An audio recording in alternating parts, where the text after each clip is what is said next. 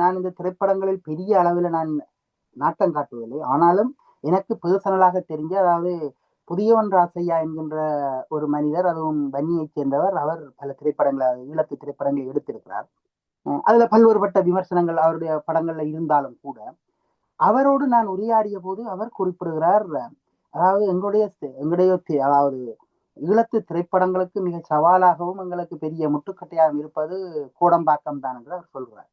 கோடம்பாக்கம் என்று என்னிடம் சொல்லியிருக்கிறார். அப்ப கோடம்பாக்கம் என்பதன் அந்த பொருள் தென்னிந்திய சினிமா தான் எங்களுக்கு பெரிய தடையாக இருக்கிறது. அதை விட நான் ஏற்கனவே சொன்ன அந்த ஸ்லாங், இந்த ஸ்லாங்ல எடுப்பதால ஏற்படுகிற பிரச்சனைகளை பற்றி அவர் பேசிய போது நான் ஏற்கனவே குறிப்பிட்ட இந்த கருத்து மண்டலத்துல கொமெண்ட் சோன்ல இருக்கிற பிரச்சனை பற்றி அவரோட விவாதித்திருக்கிறேன். ஆகவே இந்த சினிமாக்கள் இவ்வாறு பிரச்சனைகள் வருகின்றன. இருந்தாலும் எங்களுடைய சனத்தொகை குறைவாக இருப்பதுதான் எங்களுக்கு பெரிய தடையாக இருக்கிறது. அடுத்து இரண்டாவது, நாங்கள் புலம்பெயர்ந்த தேசங்களிலும் சரி, எங்கள்கிட்ட ஒரு 30 லட்சம் பேர் தான் எங்களை படத்தை பார்ப்பினோம். அது ஒரு பிரச்சனையாக இருக்குது. அப்ப எங்களை தமிழை கேட்பதற்கு தென்னிந்தியாவில் நாங்கள் அதை எவ்வாறு விஸ்தரிப்போமோ அந்த அளவுக்கு எங்களுக்கு ஈழத்து திரைப்படங்கள் வெற்றிகரமாக ஓட வாய்ப்பு இருக்கிறது.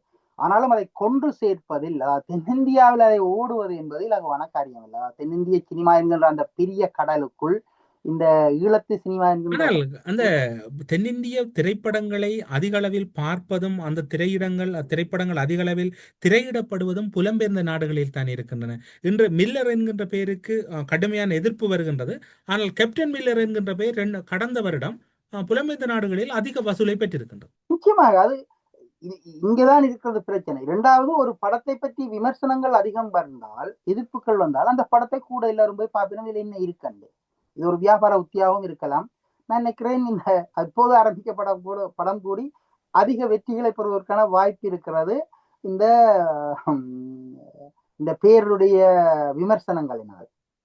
ஆனால் அந்த பெயரை மாற்றி புதிய பெயர் வைத்தாலும் கூட இந்த படம் நான் எதிர்பார்க்கிறேன் அது கூடுதலான வெற்றிகரமாக ஓடக்கூடிய வாய்ப்புகளை அதிகரித்து செல்கின்றன. அப்ப ஒன்றுக்கான விமர்சனங்கள் வருகிறது, ஆரோக்கியம் என்று நினைப்பதுதான் நல்லது என்று நான் கருதுகிறேன். அதாவது தன்னிலை விளக்கமாக சொல்லக்கூடியது, விமர்சனம் வரட்டும், 1000 பூக்கள் மலரட்டும், அதாவது 1000 கருத்துக்கள் வெளியே வரட்டும், நல்லது சரியாக வளரும், அப்போதுதான் நாங்கள் புடம்போடப்படுவோம். எங்கள் மீதான 1000 கருத்துக்கள் 1000 விமர்சனங்கள் வந்தால்தான் எங்களை நாங்கள் செழுமைப்படுத்த முடியும். அப்படியே இந்த திரைப்படத்தையும் பார்த்துக் கொள்ளலாம். இது நாங்கள் இதுல கணக்க பேச வேண்டிய தேவையில்லை. படம் வந்தவனும் பேசலாம்.